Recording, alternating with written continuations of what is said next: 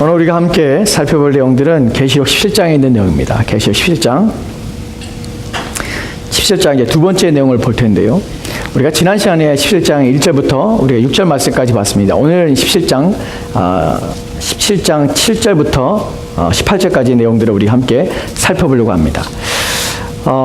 우리가 17장에서 계시록 17장과 또 20장은 계시록의 마지막 결론에 해당하는 부분입니다. 결론이라 하면 악의 세력의 종말에 관한 것입니다. 17장과 20장은 심장의 내용들을 좀 반복하며 그것을 더 확장시키고 그 내용들을 좀 더 세밀하게 우리 가운데 말씀하고 있는 것입니다. 계시록에서 17장과 19장, 20장 사이가 중요한 이유는 무엇이냐면 계시록에 쓴 목적 가운데 당시의 신자들에게 위로와 확신을 주며 또한 그들을 위협하고 또한 그들을 두렵게 하는 현실적으로 눈에 보이는 악에 대해서 그들을 굴복하지 않을 이유가 무엇이냐, 너희들이 그것에 염려하지 않을 이유가 무엇이냐, 너희들이 비록 지금 생명의 위협을 당하고 있지만 그것 때문에 너희가 믿음과 신앙을 떠나지 않을 이유가 무엇이냐면 하나님께서 종말의 시대에 너희의 원한을 갚아주실 뿐만 아니라 결코 너희가 보는 그 악이 번영하며 또한 악이 영원하지 않을 것을 우리 가운데 말씀하시는 사실입니다. 이 때문에 마지막 7장부터 20장까지는 악의 세력의 종말을 바라보며 성도들은 자신이 가지고 있는 믿음이 결코 실패하지 않는다는 사실, 우리가 신뢰하는 것이, 우리가 소망이 꺾이지 아니하며 그것이 거짓이 아니라 참이라는 사실을 확신하게 된다는 사실입니다. 그래서 7장과 20장은 그런 의미에서 우리 가운데 소망을 줍니다. 이것은 당시의 사람만 아니라 오늘 우리에게 동일한 소망을 줍니다.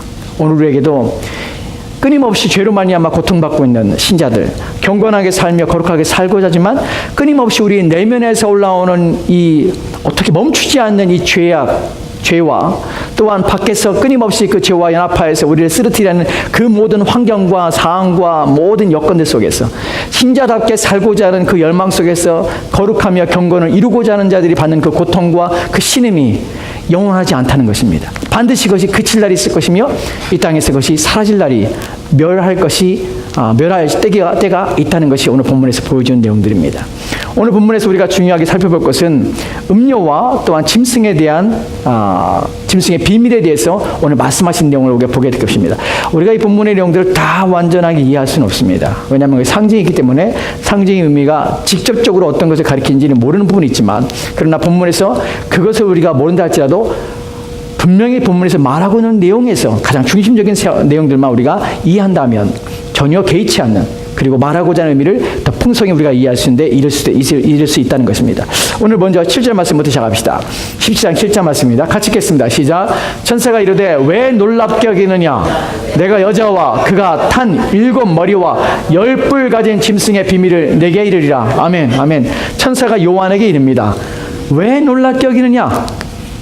왜 놀랍게 여기냐? 지금 요한이 놀라워하고 있다는 것이, 성경에서 놀라워하다는 단어가 이것이 같은 단어지만 문맥 속에서 다른 의미를 가집니다.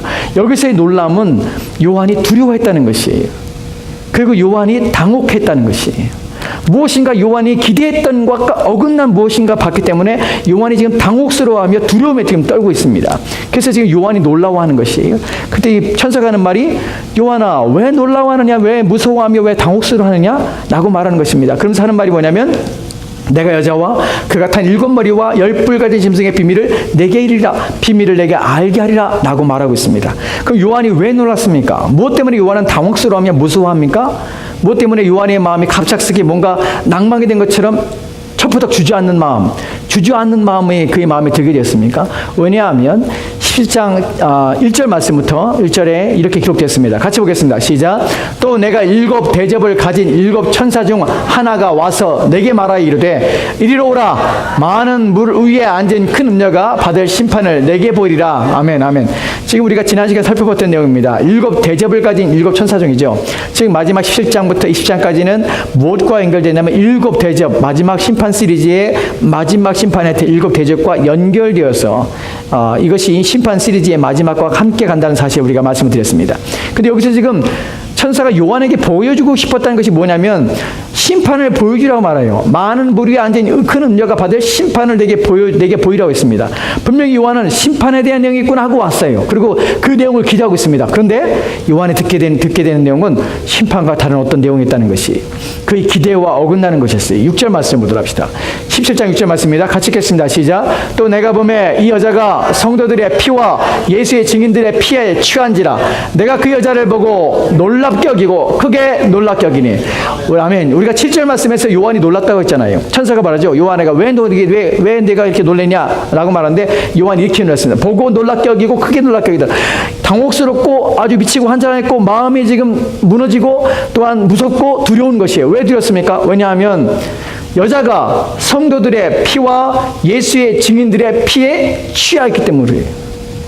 분명히 1절 말씀에서 요한에게 불러와서 요한에게 여자의 심판을 내게 보여주라고 말했어요. 그 요한은 기대했습니다. 여자가 심판을 당하는구나. 음녀가 심판을 당하는구나. 그런데 지금 보여주는 것은 무엇이냐면 여자가 믿은 자의 성도들의 피와 예수의 증인들의 피에 취한 것을 보여준 것이 가득 그것에 즉 성도들이 피를 흘리고 있으며 또한 예수의 증인들 같은 의미죠. 성도들이나 피를 흘리고 있으면 그들이 순교를 당하며 고통을 당하며 박해 가운데 있다는 사실을 보게 된 것이에요. 그리고 그들이 죽어난 것을 보게 된 것이에요. 그래서 요한은 좀 당혹스러운 것이에요. 심판을 보여준다는데 어찌하여 교회가 박해를 당하고 핍박을 당하며 어찌하여 그들이 죽임을 당하는 가운데 있는가? 이것이 음료의 심판과 무슨 상관이 있지? 하면서 당혹스러운 것이에요.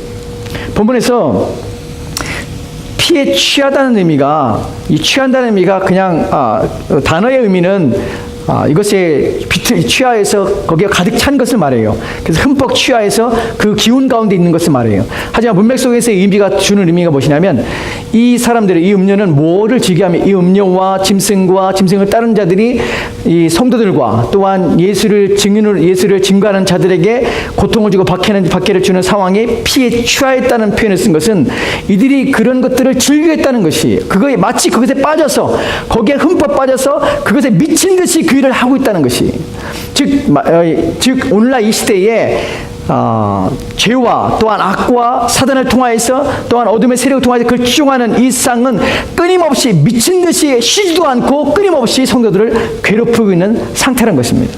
여러분 악은 한 번도 쉬지 않습니다. 신자 안에 있는 죄도 한 번도 멈추지 않습니다.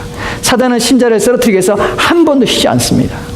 본문에서 취하다는 의미가 바로 그런 것이에요. 미친 듯이 괴롭히는 것이에요. 끊임없이 괴롭히는 것이에요. 한순간도 쉬지 못하게 하는 것이에요. 성도들이 해야 될 일이 뭐냐면 항상 깨어 있어야 되는 것이에요. 왜냐하면 한 번도 쉬지 않기 때문에 그래요. 이것이 우리 가운데 주는 고통이 무엇이냐면 이게 성도들이 경건한 삶을 살고 거룩한 삶을 사는 것이 어느 일순간에는 모두 다 가능해요. 그것이 짧은 기간에는 대부분 가능합니다. 한번 은혜를 받으면 그 가운데서 경건해야지 이런 마음은 다 가져요. 근데 문제는 뭐냐면 장기간에 거친 싸움에서 다 나가떨어진다는 것이 못해요. 한 달 동안 우리가 경건할 수 있어요. 성경도 열심히 보고 기도도 열심히 할 수 있어요. 근데 한 달이 지나고 나면 이게 무기력해지는 것이 그 다음에 점점점 그것이 의미가 없어지는 것이 아무런 감각이 없어져요. 왜냐하면 주가 끊임없이 우리 마음에 그 받은 은혜에 대해서 감각을 무디게 하거든요. 그 하나님 은혜에 대해서 무디게 하거든요. 계속해서 그것을 이제 싫어하게 돼요. 우리 마음속에서. 그리고 그것이 의무와 책임으로 끊임없이 우리로 하여금 고통스럽게 우리 마음에 짜증나게 하고 우리 마음에 그것을 꼭 해야 되는 것 어떤 행위로 우리가 알아서 끊임없이 그걸 우리가 짊어지는 짐으로 알아서 하나님 믿는 것 자체가 행복하지 못하게 하는 것이. 그래서 우리는 장기간에 걸쳐서 경건하거나 거룩한 것, 즉 우리의 평생에서 그런 싸움을 산다는 것이 얼마나 힘든지 모릅니다. 그래서 성경이 이렇게 말하죠. 너희가 의의 선을 행하되 지치지 말라고 합니다. 낙심하지 말라고 합니다. 왜냐하면 그런 일이 있기 때문에 그래요. 끊임없이 했습니다. 제 성경에서 보는 선지자에서 놀라운 사람들이 이사야 같은 경우 사역을 하는데 50년까지 사역을 해요. 나는 어떻게 사역인지 모르겠어요. 어떻게 그렇게 경건하게 살까? 어떻게 끊임없이 하나님 앞에 그런 거룩함으로 살아갈까? 이런 우리 그 경건하고 거룩한 이 믿음의 선배들의 모습 보면서 저런 삶을 살아야 되는데 어느 한순간 하나님 앞에 반짝 뜨거운 열정을 가지고 사는 게 아니라 평생 동안 변함없이 하나님 앞에 순종하며 변함없이 진리를 사모하며 변함없이 그 뜨거운 마음을 열정으로 살아갈 수 없을까 하는 것이 늘 고민입니다. 그렇게 안 되기 때문에 늘 하나님 앞에 기도할 수밖에 없죠. 그런 일들을 방해하는 일이 있다는 것이에요. 그래서 요한이 이런 모습 보고 마음이 상한 것이에요. 상뿐만 아니라 고통스러운 것이. 그래서 다시 7절 말씀을 보도록 합시다. 그래서 요한이 7절 말씀에서 놀랍게 여기는 것이에요.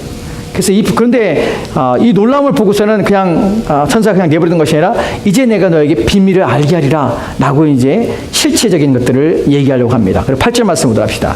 8절 말씀 같이 읽겠습니다. 시작.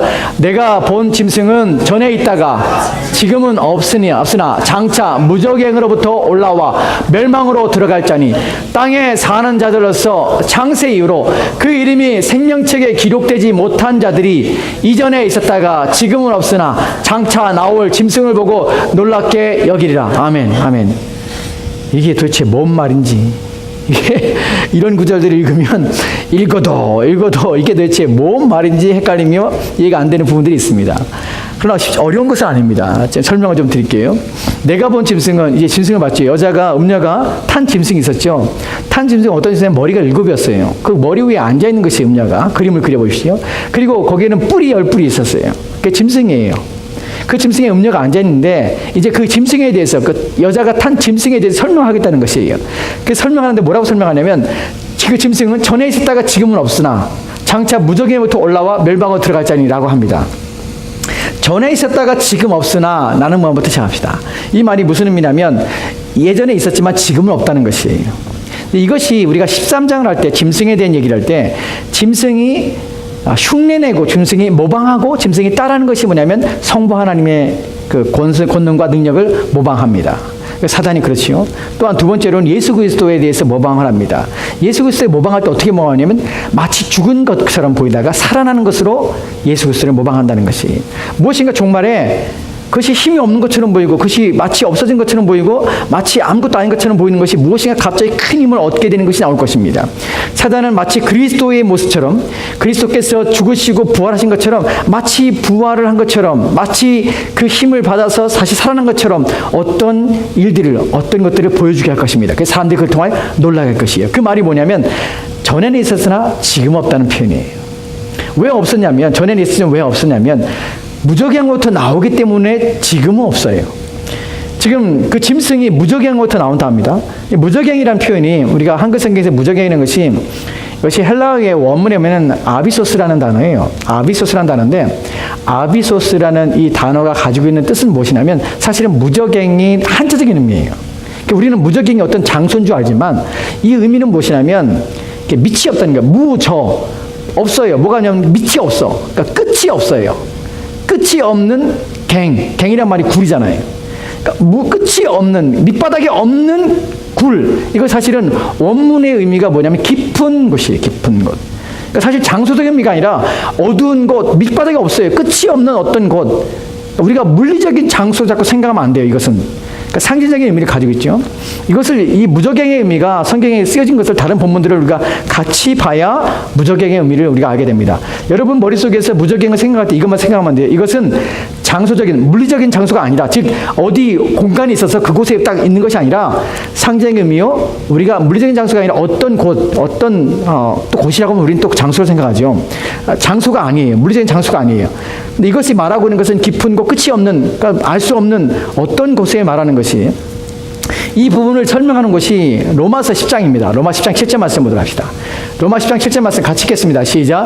혹은 누가 무저갱에 내려가겠냐 하지 말라 하니, 내려가겠냐 하면 그리스도를 죽은 자 가운데서 모셔 올리려는 것이라. 아멘. 무저갱이라는 표현이 개역개정에서는 무저갱이라는 표현이 됐습니다. 그런데 개역한 걸 옛날 성경에서는 뭐라고 표현해요? 음부라고 표현됐어요. 그러니까 음부랑 같은 단어예요. 같은 의미로 사용하는 것이에요. 우리가 예전에 우리 죽음에 대해서, 육체의 부활에 대해서 우리가 구역 공과로 여러분 계속 말씀드렸죠. 그 음부라는 것이 어떤 장소적인 개념이 아니라 죽은 자들이 가 있는 곳이라는 의미를 그냥 가지고 있는 것이라고. 여기서 마찬가지예요. 죽은 자들 가운데 모셔 올리는 것, 즉 무저갱이라는 표현이 죽은 자들이 있는 곳이라는 표현으로 의미가 되는 것입니다. 근데 또 하나, 무저갱이 이런 의미만 가지는 것이 아니에요. 오늘 계시록에 사용된 의미는 또 다른 의미가 있습니다. 이것을 잘 설명하는 것이 누가복음 8장입니다. 누가복음 8장을 좀 보도록 합시다. 31절 말씀입니다. 같이 읽겠습니다. 시작. 무저갱으로 들어가라 하지 마시기를 간구하더니. 아멘. 아멘. 본문에 누가복음 8장 31절 말씀은 어떤 내용이 담고 있냐면, 이 문맥 속에서 여기서는 거라사 지방에서 예수님께서 귀신 들린 자의 귀신을 쫓아내려고 할 때의 말이에요. 그 예수님 물었죠. 너는 이름이 무엇이냐 했더니 많은 귀신들이에요. 그래서 이름이 군대 귀신이에요. 그러니까 군대입니다 라는 표현하거든요. 그리고 예수님께서 이제 쫓아내실 때 그 마귀가 이제 귀신들이 그러죠. 뭐라고 표현하면 무저갱으로 들어가라 하지 마시기를 간구하더라. 여기서 보면 무저갱이라고 표현돼요. 그러니까 무저갱은 어떤 곳이냐면 귀신들을 가두는 악한 영들이 갇힌 곳이라는 표현이 또한 무저갱이라는 단어가 사용됩니다. 무저갱이라는 표현이 죽은 자들이 있는 곳이라는 표현되지만 또 다른 의미 속에서는 악한 영들이 갇혀 있는 곳이라는 표현이 무저갱이에요. 그래서 귀신들이 자기를 그곳으로 보내지 말라고 그래요. 그럼 다시 계시록 7장 8절 말씀으로 합시다. 여기서 무저갱으로부터 올라오고 있어요, 짐승이. 그렇다면 무저갱이라는 표현이 짐승이 편히 쉬는 안락처도 아니고 아무것도 아닙니다. 본문의 의미는 무엇이냐면 갇혀있는 장소예요. 악한 영이 갇혀있는. 그렇다면 짐승은 지금 갇혀있는 상태라는 것이. 전에 있었지만 지금은 없어요. 왜냐하면 갇혀있기 때문에 그래요. 그 자가 근데 거기서 풀려나는 것이. 풀려나는데 풀려나는 목적이 무엇이냐, 이유가 무엇이냐면 마음대로 활동해서 이제 자기의 막 힘을 막 과시하고 막 드러내서 이 세상을 정복하고 다스리기 위한 것이 아니라 무엇이냐면 멸망으로 들어가기 위해서예요. 즉 풀려나는데 그냥 풀려난 것이 아니라 멸망 때문에 잠시 풀려나는 것이. 그리고 어디요? 불못에 던져지게 되는 것이. 우리가 두려워할 필요는 없다는 것이. 그런데 풀려나는 것이 있어요. 잠시 한때에 풀려나게 됩니다. 지금은 이 본문에서 우리가 좀 고민할 부분이, 저도 사실 이 부분의 성경을 가지고 계속 우리가 살펴보고 계속 고민하고 있습니다. 그리고 이 부분이 어렵긴 합니다. 왜 어렵냐면 성경에 두 가지 내용을 해요. 사단이 지금 무저갱이 있다고 합니다. 갇혀 있어요. 그 성경에서 뭐라고 하냐면 예수님께서 그런 표현을 쓰시죠. 마태복음 여러분 12장에서 이런 구절이 있죠. 예수님께서 사람이 강한 자를 결박하지 않고야 어찌 그 집을 늑탈하랴, 이런 표현을 씁니다. 그러니까 여기서 강한 자는 무엇이냐면 사람 안에 있는 사단을 말하죠. 귀신을. 그 귀신을 결박했습니다. 결박하고야 그 집에 늑탈하는 것이. 이 말 속에서 예수님께서는 이미 사단의 세력을 결박하셨고, 그래서 사람 가운데 들어가셔서 사람 가운데서 그들을 구원하며 또한 그들을 중생할 수 있는 능력이 주님께 있다는 사실을 말씀하시는 것이에요. 결박할 수 있는 능력이 주님이 있다는 것이에요. 그렇기 때문에 사단은 지금 결박 상태에 있다는 것을 또한 주님이 거기 본문에서 또한 표현하고 있습니다. 또 한 본문에서 우리가 누가복음에서 보면 누가복음 10장에서 이런 표현이 있죠.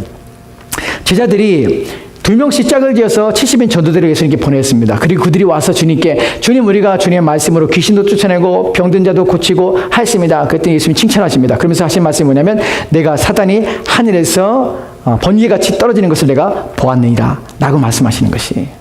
여기서도 사단이 무엇인가 떨어졌고 무엇인가 그 힘을, 그 세력이 무너졌다는 것을 알게 됩니다. 학자들 가운데 의견이 여러 가지로 갈리지만 우리가 대체적으로 공감하고 있는 것은 뭐냐면 사단이 언제 그러면 그 세력이 완전히 멸망당했을까? 그 세력이 힘을 잃었을까? 그 세력이 무적행으로 표현된 것에 갇히는 그런 일이 벌어졌을까? 나는 그 기준점에 대해서 각기 다르지만 예를 들어서 이런 곳에서 우리는 좀 동의할 수 있는 부분이 있습니다. 언제냐면 예수님께서 광야에 시험 당하실 때예요. 그때 사단이 시험하러 왔죠. 3번이나 예수님을 시험하였지만 예수님께서 말씀으로 사단을 이기셨습니다. 그리고 떠나가다라는 표현을 씁니다. 우리 그곳에서 사단이 이미 예수님을 통해서 무엇인가 그 힘과 세력이 약화했다는 것을 알게 됩니다. 그런데 모든 학자들이 공감하고 또한 모든 학자들이 동의하는 것은 한 부분이 있죠. 어디냐면 십자가에서 주님이 사단을 박살내셨다는 것입니다. 이 부분은 모두가 다 동의하는 부분입니다. 근데 그 시점이 완전한 박살이 그곳에 일어났느냐, 아니면 부분적인 박살이, 완전한 최종적인 박살이, 최종적인 사단의 세력이 무너짐이 거기에 있었느냐, 라는 것은 학자들과 의견이 다르지만 중요한 것은 그리스도의 십자가의 죽으심을 말미암아서 결박을 당했다는 것이, 그 사단이 그 힘을 잃었다는 것이. 그런데 사단, 성경에서 분명히 예수님도 사단이 번개같이 하늘에 떨어지고 그 힘이 약화해졌고, 또 십자가, 성경에서 십자가를 통해서 사단의 그 세력과 힘이 이제 멸망되었고 그 다음에 그 힘이 약화했다는 표현을 하고 있지만 여전히 또한 성경에서는 그 사단이 활개를 치며 역사하고 있다는 사실을 또한 우리 가운데 말씀하고 있다는 것이에요. 여러분, 그런 부분이 어디 있습니까? 베드로전서에 있죠. 베드로전서 5장에 보면 어떤 말이 나왔습니까? 베드로가 권면하죠. 어떻게 해요? 마귀가 우는 사자와 같이 두루돌아다니며 삼킬 자를 찾느니라고 표현하고 있어요. 사단이 아직도 무엇인가 하고 있다는 것이. 에베소 2장에서 바울은 이렇게 말합니다. 공중의 권세 잡은 자라는 표현을 통해서 사단이 지금도 공중의 권세 잡은 자로서 그 가운데 행하는 자들을 이끌어가며 그 가운데 따라가게 하며 그들을 미혹하는 일들을 지금도 하고 있다는 표현을 쓰고 있다는 것이에요.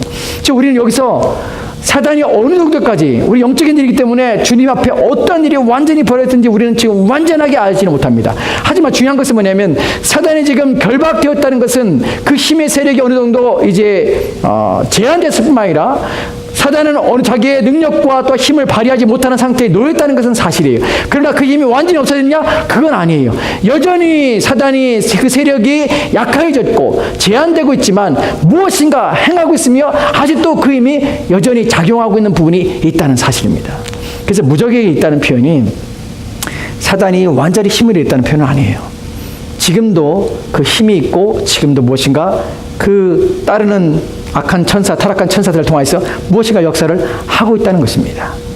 그런데 종말의 시대에 이제 잠깐 그 사단이 그 갇혔던 그 힘과 세력들이 반드시 놓일 때가 있습니다. 그때가 되면 더 큰 일이 일어나는 것이에요. 다시 우리 8장에 다시 한번 봅시다. 이 사단이 이제 무적이 올라옵니다. 이제 마지막 종말의 때, 지금 이것이 7번째 대접의 마지막 종말에 관한 내용 속에서 지금 마지막 짐승의 최후에 대해서, 여자의 최후에 대해서 지금 말씀하고 있는 것입니다. 땅에 사는 자들로서 창세 이후로 그 이름이 생명책에 기록되지 못한 자들이 이전에 있었다가 지금 없으나 장차 나올 짐승을 보고 놀랍게 여긴 자. 놀랍게 여긴 자 있습니다. 여기서 놀라움은 아까 7절에서 말하고는 요한의 놀라움과 다른 것이에요. 여기서 누가 놀라웁니까? 땅에 사는 자들이 놀라워요. 누굴 보고 놀라워합니까? 짐승을 보고 놀라워하는 것이에요. 여기서 놀라움은요, 기뻐하는 것이에요. 그리고 환영하며, 그리고 즐거워하며, 또한 영광을 돌리는 것이에요. 왜냐하면 이들이 누굽니까? 땅에 산 자들이에요. 짐승이 올라올 때 마지막에 짐승이 갇혀있는 그 세력, 사단의 세력이 이제 그 힘이 이제 놓일 때가 있습니다. 그때가 되면 이제 땅에 있는 자들이 다 그를 추종하게 될 것이에요. 모든 자들이 미혹될 것이에요. 그런데 다행인 것은 무엇이냐면 본문에서 미혹된 자들이 정해졌다는 것이에요. 어떤 자들입니까? 땅에 사는 자들이. 계시록의 땅에 사는 자들은 회개치 아니하며 복음을 거역한 자들입니다. 이들은 반드시 미혹될 것입니다. 또한 이들은 어떤 자입니까? 그 이름이 생명책에 기록되지 못한 자들이에요. 즉 신자들은 이 안에 들어가지 않습니다. 근데 신자가 참된 신자인가 아닌가를 또 생각해 봐야 되겠죠. 본문에서 중요한 것은 참된 신자는 절대로 사단에 대해서, 절대로 마귀의 세력에 대해서 그가 그 힘과 능력을 발휘하는 불구하고 쫓아가지 않는다는 것입니다. 그 다음 내용 보도록 합시다. 9절 말씀입니다. 같이 읽겠습니다. 시작. 지혜 있는 뜻이 여기 있으니 그 7머리는 여자가 앉은 7산이요. 아멘, 아멘. 이제 본문에서부터 7절, 8절, 9절, 10절, 11절, 12절, 13절, 14절 계속해서 음료와 그 탄자에 대해서 짐승의 탄자와 짐승에 대해서 설명을 하려고 합니다. 지혜에 있는 뜻이 여기 있으니, 한글 성경이 좀 번역이 좀 매끄럽지 않습니다. 그러니까 지혜에 있는 뜻이 여기 있으니라고 하면 지혜에 있는 뜻이 뭔가 보여지는구나 라고 지혜에 있는 것을 지혜가 가지고 있는 어떤 뜻을 보여주는구나 이렇게 표현되는 것처럼 보이지만 사실은 본문의 의미는 무엇이냐면 지혜를 필요로 한다, 지혜를 요청한다는 것이에요. 이것은 지혜를 요청한다는 게, 이 일은 지혜가 있어야 된다는 것이에요. 근데 이 지혜는 누구의 지혜냐면 하나님께서 우리 가운데 주시는 지혜가 필요하다는 것이에요. 이걸 이해하려면 그냥 이해하는 것이 아니라 하나님이 주시는 지혜가 우리 가운데 있어야 이러한 일들을 이해할 뿐만 아니라 준비하며 이러한 일을 미연에 방지할 뿐만 아니라 스스로 조심하셨다는 것이에요. 그래서 우리는 하나님의 지혜를 필요로 합니다. 그래서 그냥 이해되는 것은 아니에요. 그 지혜가, 너희는 지혜가 있어야 된다 라는 의미입니다. 너희 마음에 지혜가 있도록 구하며 지혜가 있기를 바라라 라는 의미가 이 본문의 의미입니다.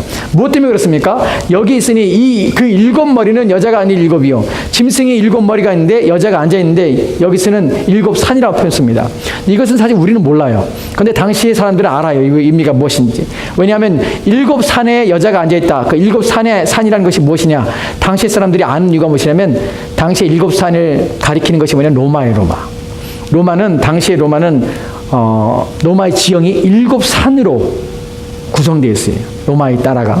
그래서 7산 그러면 로마를 상징합니다. 그러니까 당시에 있는 그 나라를 지금 상징하고 있는 것이. 그 다음에 봅시다. 10절 말씀, 11절 말씀 봅시다. 같이 읽겠습니다. 시작. 또 7왕이라 5은 망하였고 하나는 있고 다른 하나는 아직 이르지 아니하였으나 이르면 반드시 잠시 동안 머무리라. 전에 있었다가 지금 없어진 짐승은 8째 왕이니 7 중에 속한 자라. 그가 멸망으로 들어가리라. 아멘, 아멘. 지금 7산에 앉아 있습니다. 그럼 아까 지금 이제 로마라고 했죠. 당시 사람들 압니다. 로마를 상징하는구나. 로마에 대한 얘기를 하는구나. 근데 본문에 보면 7왕이라고 그래요. 그 산들은 7왕이에요. 7왕인데 하나는 있었어요. 그리고 하나는 아직 안 왔어. 근데 그 하나 안 온 애가 오면은 잠시 있을 거예요. 근데 걔가 8번째 왕이야. 이게 도대체 뭔 말인지, 누구를 상징하는지. 사실 이 부분에서 되게 혼란스러운 건 사실입니다. 학자들마다 이것이 로마의 당시의 황제들에 대한 순서, 첫 번째 황제를 누구로 정할 것이냐, 이것들이 논쟁이 너무나 심해요. 어떤 것이 7번째 왕이고 어떤 것이 5번째 왕은 있었는데 그 다 망했다. 또한 6번째 지금 하나는 남아있고 하나는 오지 않았다. 도대체 누구를 상징하는 거지? 이것이 되게 우리 가운데 의문이 많습니다. 그리고 8번째 왔는데 잠시 동안 머무리라. 전에 있었다가 지금 없어진 짐승은 8번째 왕이니 7 중에 속한 자라. 그가 멸망으로 들어가리라. 8번째 왕이 나올 것인데 그 8번째 왕은 멸망으로 들어갑니다. 근데 있다가 없는 왕이에요. 있다가 다시 있을 왕이에요.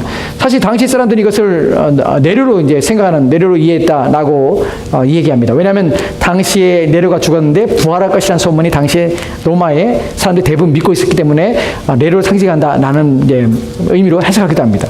근데 우리는 정확히 이것이 어떤 왕이고 역사 속에서 어떤 사람들이 나타날지, 어떤 적그리스도들이 나타나서 짐승의 지배를 받은 세상 권력으로서 그래서 교회를 박해가고 핍박하며 하나님을 대적할지 우리는 명확히 알 수 없습니다. 여러 가지 논들이, 여러 가지 설들이 남말뿐입니다. 그런데 중요한 것은 본문에서 말하고자 하는 핵심이 뭐냐면 누구라는 것을 역사 속에서 우리가 알도록 말하는 것이 아니라 중요한 것은 뭐냐면 마지막 구절이에요. 그가 멸망으로 들어가라는 것이에요.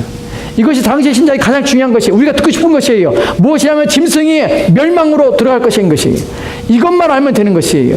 반드시 멸망할 것입니다. 이것이 본문에서 말하고자 하는 핵심입니다. 12절 13절 말씀 봅시다. 같이 읽겠습니다. 시작. 내가 보던 열불은 열왕이니 아직 나라를 얻지 못하였으나 다만 짐승과 더불어 임금처럼 한동안 권세를 받으리라. 그들이 한 뜻을 가지고 자기의 능력과 권세를 짐승에게 주더라. 아멘. 열불에 대한 이야기합니다. 짐승이 머리가 7이죠. 또한 열불을 가지고 있죠. 열불은 왕이라고 합니다. 그런데 그 나라를 아직 얻지 못했어요. 이것도 열왕이 누군지 어떤 놈들인지 알지 못해요. 하지만 중요한 것은 다만 짐승과 더불어 임금처럼 이 열불이 열왕인데 짐승과 더불어 있어요. 그리고 한동안 권세를 받아요. 그러니까 짐승과 연합한 가운데서 짐승과 같이 더불어서 짐승의 일을 하며 짐승이 원하는 대로 그 권력을 누리며 거기서 권세를 받습니다. 그리고 그들이 한 뜻을 가지고 자기의 능력과 권세를 짐승에게 줍니다. 짐승과 연합되는 것이. 근데 본문에 중요한 것이 뭐냐면 한 뜻을 가지고요. 여기서 한 뜻이란 단어가 어떤 의미냐면 그 one purpose, 한 목적이. 이들은 한 목적을 가지고 있습니다. 그리고 그 목적을 위해서 연합한 것이. 여러분 세상이 각자 다원화돼서 각자 자기 생각대로 막 사는 것처럼 보이죠. 그런데 그들이 가지고 있는 한 뜻은 무엇이냐면 하나님을 안 믿는 것이에요. 대적하는 것이. 그들이 한 뜻으로 나중에 뭉치게 됩니다. 그들이 바라는 한 뜻은 뭐냐면 하나님을 거역하는 것이에요. 하나님 말씀을 배척하는 것이에요. 각자 다른 생각과 다른 의도와 다른 삶을 사는 것처럼 보이지만 중요한 것은 그들은 끊임없이 복음을 거역하며 회개하지 않는다는 것이에요. 하나님을 인정하지 않습니다. 그것이 한 목적이에요. 그래서 하나님을 대적합니다. 그래서 14절 말씀에는 이렇게 한 뜻이 무엇인지를 설명하고 있습니다. 14절 말씀 같이 읽겠습니다. 시작. 그들이 어린 양과 더불어 싸우려니와 어린 양은 만주의 주시요 만왕의 왕이시므로 그들을 이기실 터이요 또 그와 함께 있는 자들 곧 부르심을 받고 택하심을 받은 진실한 자들도 이기려다. 아멘. 아멘. 그들이 어떤 자들일까? 아까 열왕, 짐승, 그들이 연합하여서 한 뜻을 가지고 있습니다. 한 권세를 가지고 그들이 함께 연합하였습니다. 무엇 때문에? 한 목적은 무엇입니까? 어린 양과 더불어 싸우기 위해서 한 뜻을 가진 것이. 그런데 그 싸움에 있어서 어린 양은 만주의 주시오 만왕의 왕이심으로 그들을 이기실 터이요. 여러분 이 한 구절에서 모든 것이 다 해결되는 것이에요. 어린 양은 만왕의 왕이시오 만주의 주십니다. 만왕의 왕이란 말이 무슨 말입니까? 세상에 있는 모든 왕이라 불려지는 것들은 왜 왕입니다. 주님은 또한 모든 주의 만주의 주라고 불려지는 그 모든 것들이 오직 유일한 그 주십니다. 이것이 본문에서의 의미예요. 오직 예수 그리스도만 왕이시고 예수 그리스도만 참된 주인이라는 사실입니다. 그래서 이기시는 것이에요. 이 본문이 되게 심플하지 않습니까? 이 본문이 심플한 이유가 무엇입니까? 그럼 나중에 우리가 18장, 19장에 보겠지만 사단과 그를 치종하는 세력은 한순간에 멸합니다. 한순간에. 지금 우리 눈에는 그 세력이 세어 보이고 이 세상이 영원한 것처럼 보이지만 한순간에 없어집니다. 그분 앞에는 싸움의 대상이 되지 않는 것이에요. 근데 그 다음에 예수님이 이기시는데 예수님만 이기십니까? 아니요. 또 그와 함께 있는 자들도 이깁니다. 누굽니까? 부르신 자들, 택하신 받은 자들, 그와 함께인 자들이 동일하게 이기는 것이. 여러분, 이것이 우리 가운데 우리가 얻게 되는 이것이 영광이요 또한 기쁨이요 복입니다. 그리스도의 승리가 우리의 승리가 되는 것이에요. 왜 그렇습니까? 그리스도와 우리는 영적으로 하나이기 때문에 그래요. 그분의 싸움이 우리의 싸움이 되는 이유가 바로 그것입니다. 오늘 신자들이 싸우는 싸움은 개인의 싸움이 아닙니다. 우리가 경건하고자 거룩하고자 우리가 우리의 마음을 지키자 하는 싸움은 나의 싸움이 아니에요. 누구의 싸움입니까? 내가 그리스도에 내 안에 그리스도가 있기 때문에 그리스도를 위한 싸움이 되는 것이에요. 내가 그리스도를 담으려고 또 그리스도를 본받으려고 그리스도를 따라 살며 그 이름을 위하여 살기 때문에 내가 사는 것이 아니라 그리스도께서 나를 위하여 사시는 것이고 내가 그 아래 사는 것입니다. 우리의 모든 삶은 주를 위하여 삶입니다. 우리가 받는 핍박 또한 주를 위하여 받는 핍박이고 고난 또한 주를 위하여 받는 고난입니다. 그래서 주님께서 자신에게 교회를 핍박하는 사울에게 어찌하여 나를 핍박하냐고 말씀하시는 이유가 바로 그런 이유입니다. 우리가 이 땅에서 고난을 받은 것처럼 그날에는 우리가 주와 함께 승리할 것입니다. 그리스도의 승리와 우리가 승리가 될 것입니다. 이제 16절과 17절 말씀을 봅시다. 마지막 16절 17절 말씀에 이제 음녀에 대해서 어떻게 되는가, 악이 가지고 있는 악의 본질이 무엇인가 여기서 분명히 드러납니다. 악의 본질은 본문에서 드러나는 것처럼 악은 자기 파괴의 능력을 가지고 있으며 자기를 파괴하는 것이 악의 본성이라는 것이. 같이 보겠습니다. 시작. 내가 본 바 이 열불과 짐승은 음녀를 미워하여 망하게 하고 벌거벗게 하고 그의 살을 먹고 불로 아주 살이라. 이는 하나님이 자기 뜻대로 할 마음을 그들에게 주사 한 뜻을 이루게 하시고 그들의 나라를 그 짐승에게 주게 하시되 하나님의 말씀이 응하기까지 하심이라. 아멘. 아멘. 본문에 보면 네 배의 분열이 있습니다. 열불과 짐승은요 음료를 미워합니다. 자기 왜 탄 음료를 미워하죠. 자기들이 사용하고 자기들이 이용하였던 그리하여 일상 권력과 일상 힘으로 말미암아서 사람들을 미혹하게 했던 악의 어떤 대리자 또한 악의 어떤 활동자, 나는 이 음료에 대해서 결국 미워하며 망하게 하고 벌거벗게 하고 그 살을 먹고 불로 아주 살게 됩니다. 내부의 분열뿐만 아니라 악의 본질은 무엇이냐면 자기 파괴입니다. 악은 끊임없이 파괴합니다. 끊임없이 자기 또한 무너지게 합니다. 왜냐하면 악이기 때문에 그래요. 악 가운데는 사랑이 있을 수 없습니다. 악 가운데는 화목이 있을 수 없습니다. 악은 파괴하는 것이에요. 즉 우리가 왜 사단을 따르지 말아야 되며 왜 죄의 길을 가지 말아야 되면 결국 그 죄의 길은 우리를 기쁘게 하는 것이 아니라 함께 멸망하며 우리가 망하게 하는 것을 기뻐하는 것이에요. 망하게 되기를 원하는 것이에요. 함께 하는 순간 우리 또한 함께 절망 속에 함께 진노와 심판 속에 들어가게 되는 것이에요. 악은 자기 파괴의 본능을 가지고 있다는 사실을 기억하십시오. 우리가 악을 먹고 마시는 순간, 우리가 악과 연합하는 순간 우리는 그 악이 우리를 파괴한다는 사실을 기억하셔야 됩니다. 결코 우리에게 복을 주지 않습니다. 결코 우리를 행복하게 하지 않습니다. 그래야 우리는 하나님 원하지 않는 기뻐하지 않는 길들을 또한 그것들을 쫓으면 안 되는 이유입니다. 그런데 이것이 왜 그러냐면 이는 하나님께서 그 악이 자기 파괴분노하도록 그 권세와 능력을 허용했기 때문에 그래요. 하나님께서 그 악이 파괴되도록 멸망하도록 하나님께서는 그 권세와 그 악의 권세와 그 힘에 대해서 하나님께서는 허락하셨습니다. 본문에 보면 이는 하나님의 자기 뜻대로 할 마음을 그 악에게 열불과 짐승에게 주신 것이에요. 그래서 한 뜻으로 이루게 하시고, 여기서 한 뜻이면 한 뜻이 무슨 말이냐면 아까 말한 원퍼포스가 아니라 여기서는 그의 의지예요. 그가 하고자 하는 대로 내버려둔 것이. 악이 방임하도록, 악이 방종하도록, 악이 스스로를 멸망하도록 하나님께서 그냥 내버려 두신 것이. 그래서 이루게 하셨습니다. 그들이 그 나라를 그 짐승에게 주게 하시되 완전하게 짐승의 나라가 되는 것입니다. 그런데 이것이 무엇이냐면 하나님 말씀이 응하시기까지라. 이 말의 의미가 무엇이냐면 악이 판을 치고 악이 막 세력을 발휘하고 악의 능력을 입고 악의 권세를 가집니다. 그래서 마치 그 모든 것이 악에 의해서 영원한 것처럼 보이지만 이것 또한 하나님의 주권 아래 또 하나님의 계획 가운데 되어지는 일이란 사실입니다. 우리가 선도 마찬가지고 악도 마찬가지고 하나님께서 허용하지 않으시면 아무것도 할 수 없다는 사실을 우리가 알게 되는 것이에요. 여러분, 악이 아무리 힘을 내어도 하나님께서 허락하지 않으면 그 뜻을 이루지 못한다는 사실입니다. 사단이 우리를 넘어뜨리고 또한 죄가 우리를 넘어뜨려도 하나님께서 우리를 보호하시고 하나님과 허락하지 않으면 그 어떤 일도 우리 가운데 이루어질 수 없다는 사실을 기억하십시오. 그것이 우리의 믿음입니다. 날마다 하나님 우리를 지켜주시고 보호하신다는 것이 우리의 믿음입니다. 하나님은 어떠한 수만 가지, 수천 가지, 수만 가지 또한 셀 수 없는 만큼의 하나님은 자신의 계획과 섭리를 가지시고 자기의 백성들을 돌보신다는 사실을 기억하십시오. 하나님께는 불가능이 없습니다. 자기 백성을 위한 하나님 헌신과 애쓰심이 우리를 지키시고 우리를 보존하게 하시는 것입니다. 이 하나님 우리를 믿습니다. 오늘 우리가 이 말씀을 가지고 함께 하나님 앞에 기도하도록 합시다.